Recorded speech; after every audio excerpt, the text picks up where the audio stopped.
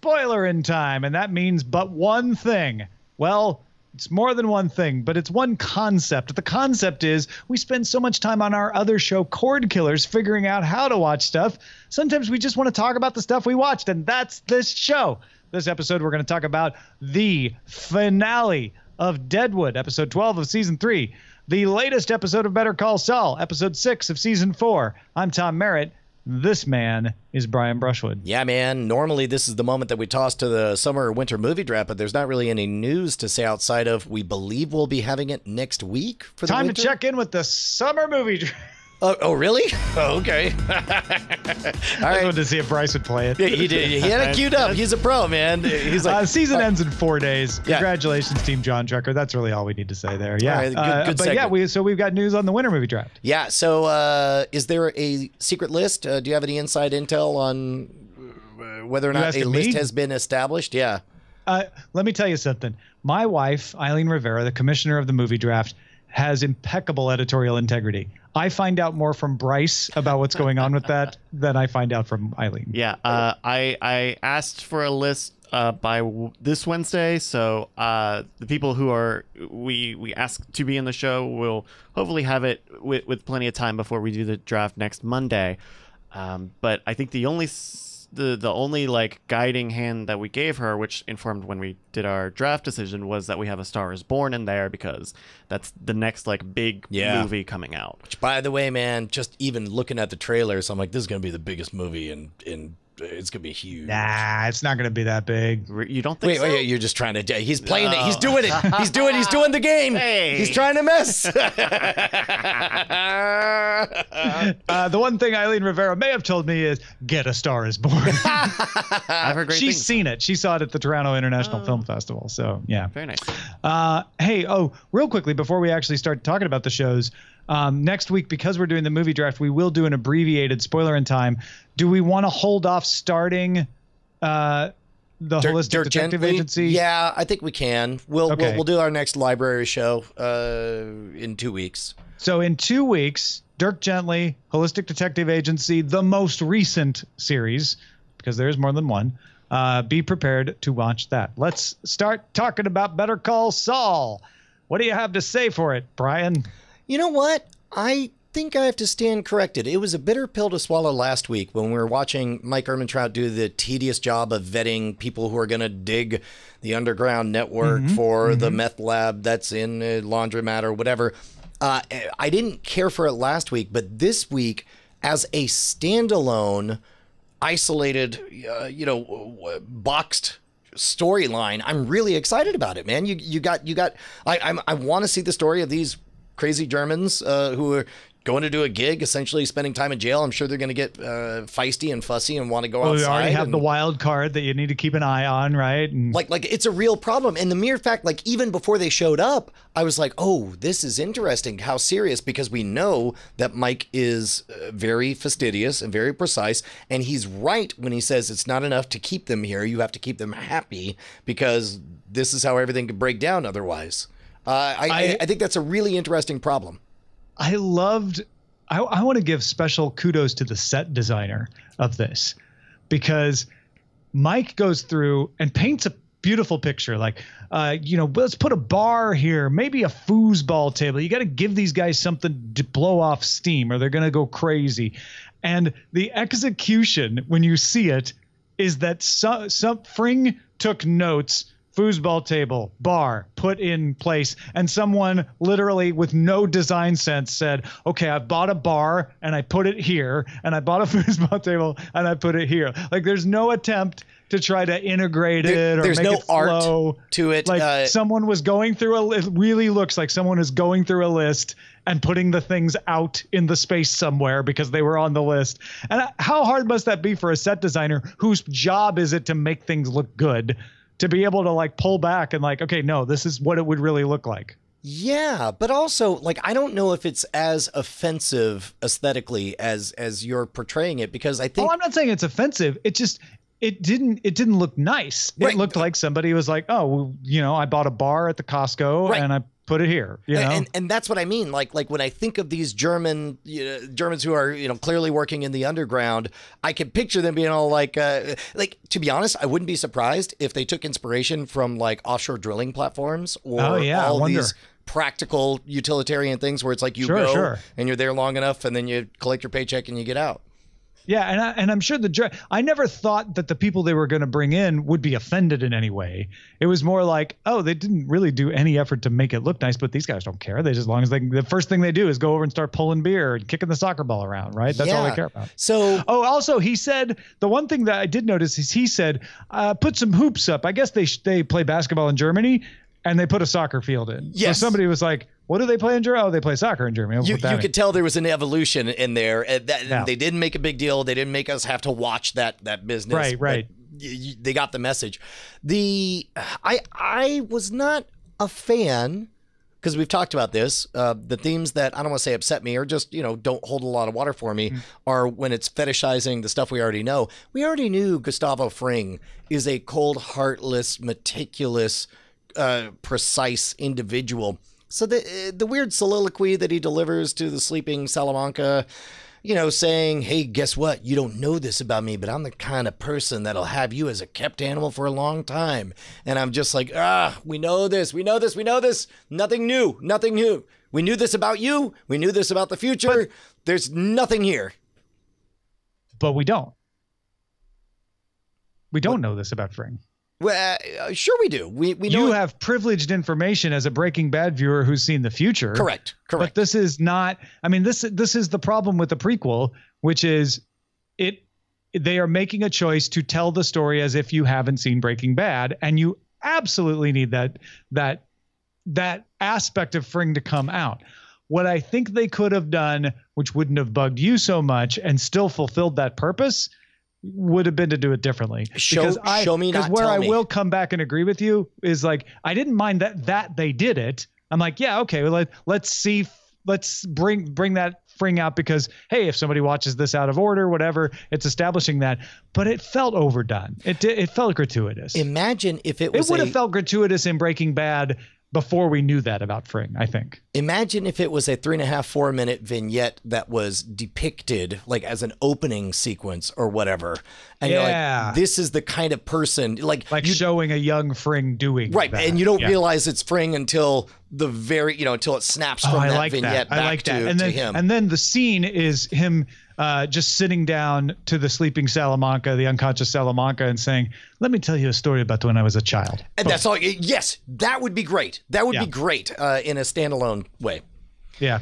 What did you think of Jimmy getting his gang together and heading out to teach the kids a lesson? It was a thing that was happening, which is better than watching him sit around. I don't necessarily care for how big the snap is from seeing Jimmy, okay, so this episode we saw a lot of Jimmy processing and reaching his breaking point where little things that should not upset him start to really upset him. Like he's not properly grieved for his brother. So as a result, when he finds out that a client has died, he's kind of losing it. And then likewise, he should not be so white knuckled about the partnership with Kim Wexler in a professional way, but he's so wound up on it being a proxy for being married to her that he can't let go of it. And when she suggests that she wants to take this other gig, he loses his mind or whatever. So that I enjoyed, all of that uncomfortable panic attackness, but then it sort of flips into, him dressed like Run DMC, acting like a gang lord, not showing any of the precision or care that we've seen from him in so many other aspects of his life. It felt a bit cartoonish to me, but also cathartic. There was something about it that I loved and something about it that I hated, and I couldn't quite put my finger on it, but I think you're getting close, which is I love that we're seeing him step up his criminal game. Right. Because that's the path we know he's headed towards. I don't mind the jogging suit because I think that shows him trying to look the part without really knowing how to properly look the part. Sure. Right? And they've also established that that's sort of his street uniform when he's selling to criminals. but it was a little too pat to be like, I'm going to run into the pinata place. So like, oh, as soon as I saw the pinata, I was like, oh, and so he's going to have some guys come in and they're going to scare him, but they're not actually going to kill him. Like I knew exactly how it was going to play out. So it didn't really surprise me. I will say that I love the way that was shot because they insisted on keeping us from the perspective of the people hanging upside down, which was very off-putting and you know, kept you I forgot about that. No, you're right. That worked really well. Yeah. Yeah. I think too that him being asked to practice law on behalf of a woman who meant something to him. She was in his commercial, you know, I think Jimmy really wanted to help these older people.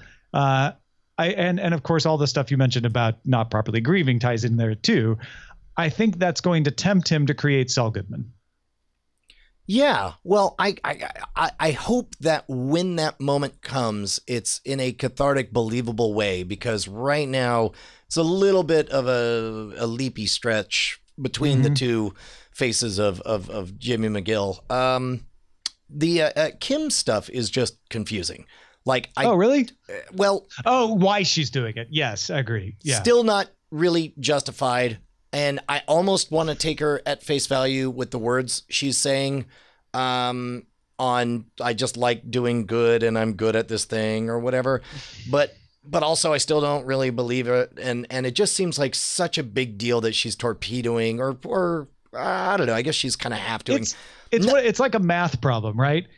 If the given is Kim loves helping people, right? Then the rest of the equation makes sense. Like, given Kim has always loved helping the unfortunate, then it would make sense for her to take the job that will take the pressure off of Mesa Verde, which then gives her more time to help the people. And it's why she would risk conflict with Jimmy. It all cascades from there. It's that given that I'm like, I'm not sure, but where did that come from? Like, I haven't had that built up enough. It feels injected. It feels like, oh, by the way, this is a thing, and you know it's real because she's saying it. And I was like, well, but that's not consistent with the stuff I've seen. And her, I guess they were trying to establish it by showing her taking time out to be in the courtrooms and defying an order and messing up Mesa Verde to show that it was so important to her.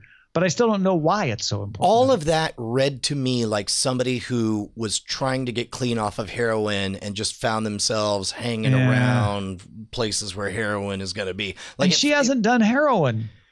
Well, exactly. We've never seen her be addicted to the high of helping people. And even then, when she gets the one guy off of on a lesser charge, he's ungrateful and is kind of miserable, and she doesn't seem to care about him at all. So it's like, she just wanted to win the case. That's all. Yeah. So I don't know. She has previously been the sympathetic center of the story for all of us, and I'm losing some of that. Maybe it's not about helping people. Maybe we're misinterpreting it. Maybe it's about winning.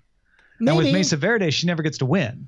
It's just a constant like parade of paperwork. She doesn't get to go into court and have a victory. That's you know fine. What I mean? Like, I could be on board for somebody who has an animalistic hunger to just beat somebody at the law game, but I can't do that if I don't know what void she's shoveling these victories into, trying to make herself whole. Like, I don't understand her pain point. Like, what if it's from a dark place? What's in that dark place, and why is it happening? I mean, she crashed the car because she was overworked. And meanwhile, Jimmy McGill is keeping promises and taking care and being a good person. I don't know. As far as she knows, he is. But it could be, you know, she is recovering from this accident, and that accident made her get a paralegal. And suddenly she is like putting roots into banking. She also knows that Jimmy changed the zero, right? Changed the zero? The address on the Mesa Verde stuff when it was Hamlin. Well, so there's probably a lot of guilt about that eating away at her, because I mean, if there is, they haven't gone out of their way to show about Chuck's death than Jimmy is displaying, which may be there's something there. Yeah, I don't know. Meanwhile, Hamlin, I think, continues to be the most interesting character as he really degrades. And I do like, that was probably my favorite moment, is when he says, you're a crappy lawyer, but you're a great salesman. Get out there and sell. It felt a bit like that Glengarry Glen Ross moment of just like, you want to work here, close. You know, that was cathartic. And I almost would love to see Hamlin just snap to and say, you gave me exactly what I needed, and holy cow, you're so right. Let's take You over are the world. Pied Piper of this, Hamlin. I'm going to work. All right. Anything else on BCS? Not that really pumped out. We did see a bit of resolution and Mike being a good widow or widow-in-law. Oh, right. Yeah. I'd kind of forgotten that he was on the outs with her. Oh, because he shut down and called out the fraud. And Yeah. So they gave just the right amount of attention to that. Like, don't make it a huge thing, but indicate Right. like he's done eating garbage in the real you world. actually need, in a way, you need them to be leverage on Mike because they're the only ones he cares about. So if anyone wants to get to Mike, threatening them has to be credible. Yeah. Oof, And I'm sure that's what we're setting. I'm Because sure. otherwise, that's why we're spending so much time with those two, I'm thinking. Yeah, I think you're right. All right, let's move on to the last episode of Deadwood and the election. I'll come out and say it at the top. I found this knowing that it wasn't going to carry on, knowing that it felt abruptly terminated to many people, to be a fairly satisfying conclusion. Where no, I don't know the results of the election, and no, not everything is wrapped up. That's okay. Deadwood was a real place that continued on, and I felt like I got at least not a spiritual, but sort of a non-literal ending to every character. Well, you do know the results of the election. Bullock got 86 votes. The other one had 950 because he had all the men. And I thought that was just Sturgis. I didn't think that was all the other polling places. I took it as it sounded fairly definitive, and then shortly after that moment, you get Hearst rolling up, looking smug as hell, sitting on his wagon, looking down at Bullock, and like, is Bullock going to snap? Is he going to do a thing because he knows that he's lost or whatever? Right, he's losing. Yeah. I mean, I thought that was fairly transparent, but it's like what a bummer of a note to go out on, where it's like number one. This plan is insane. Just everyone in town is going to pretend like Trixie is dead, and they're like, nobody's going to recognize Trixie is still alive. And well, then, the only person, nobody's going to tell person Hearst. or persons who have a stake in that are Hearst's people. Right. They don't know Trixie that well. Okay, but is Trixie going to go under a different name now? No, because Hearst is leaving. Oh, he is leaving. Yeah. Okay. I didn't. Okay. All right. Well, then that does soften things. So it's like. And basically, I took the plan as a plan of desperation. Like, well, let's see if he goes for this, and then we'll play it from there, and we'll see what else happens. And I figured that those who knew, you probably have maybe 10 people who knew it was Trixie that shot Hearst, and then so it's like everybody say it's whoever this other girl's name is. I thought it was a fine moment of seeing the agony of what's his name, the lieutenant that is charged with killing her and he can't do it. And it was a fine moment of the disgust with, or the frustration with his situation that Swearingen has as he is arguing with the head in the box again. And then ultimately decides that, well, you got to do what you got to do. But knowing it's the last episode, I just had rage and contempt for what a waste of Cy Tolliver. 2 seasons of just garbage. You really, really hated Cy Tolliver. Well, I mean, it's I'm not going to defend him either, but like he really gets to you. It's unforgivable storytelling. Like, so much potential. Anyway, there's a movie coming out. We'll get to see that. Yeah, it doesn't sound like you were as satisfied with this as I was. Hated it. I didn't even love it in the context of like the episode last week. It was last week, I think, that we were saying was like the 9/11 of Deadwood, where it's like everything was electric and horrifying, and all of that was predicated on the war, the disaster, the Alamo scenario that might be about to happen. And instead you got this, I don't know, this pussyfooting around. But that's actually more true to life. Sure, I mean, but a big battle would have been just as cartoonish, if not more so, I think. Correct. And you probably could have sold me on how intense this was but it just didn't land for me. It's like, okay, so I guess we're upset for the loss of this one character who we've never met. And well, I'll tell you, upset. If you're looking for resolutions, if you're looking for deaths, if you're looking for meaning, this episode doesn't have any of it. But I liked that. I liked that. It's like it tells me the direction that every one of these characters is going in, and says, Deadwood carries on. Without giving, I like that they didn't give me a nice pat, with a ribbon on it ending to anybody. Yeah. Meanwhile, we didn't see anything progress. I mean, there was a brief exchange with their constant, well, they won't. But this isn't about progression because it is the last episode. It's about pointing. It's about saying Bullock's headed this direction.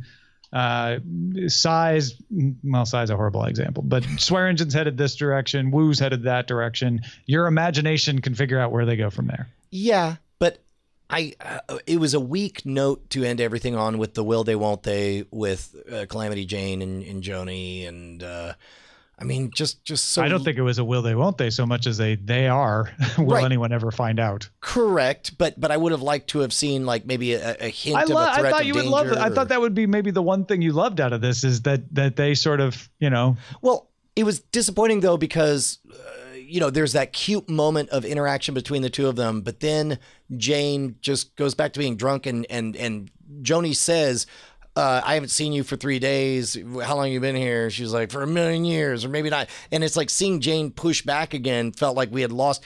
Like there was that kind of sweet time in the office. But that's going to be their relationship. I guess that's what I like. Is like they didn't try to make it seem like and they lived happily ever after. They're like, no, Jane gets drunk and Joni's going to have to keep dealing with this, and that will be their relationship. I guess I would have liked a season of everything seeming okay for a little bit, and maybe it's about the drama of them keeping their secret more than anything else. Like it was nice the season of where you first got to see Jim and Pam just being happy and still playful and fun, and you were able to pivot the spotlight on the office to other things. Yeah, no, and if we were headed to season 4 of Deadwood, that would be a fair expectation that I would have as well. But sadly, no. But joyfully, movie. So I assume the movie is going to pick up several years later. Yes. Well, we covered this. Right? We talked about the fact that the movie is going to cover. It sounds a little bit like a solo Swearingen story. I think we'll get cameos from everybody else, but it sounds like Deadwood catches fire and Swearingen escapes and goes on a river adventure. Which, I mean, I guess we're not getting a Star Wars sequel, but we do get a solo movie. Finn? That's quite literally what it sounded like to me. Probably has some discoveries along the way, and I don't know. Well, hopefully he takes his head with him, because who else will he talk to? Well, thanks, folks. I hope you enjoyed the journey as well as we did. Again, don't forget, next week, shortened Spoilerin time because we'll be doing the movie draft. And then back in 2 weeks with our new library watch, Dirk Gently's Holistic Detective Agency, the most recent one. I think it's 2016, 14. Yeah, 2016, I do believe. 2016, yeah. Okay. That's it for us. Keep spoiling yourselves. You deserve it.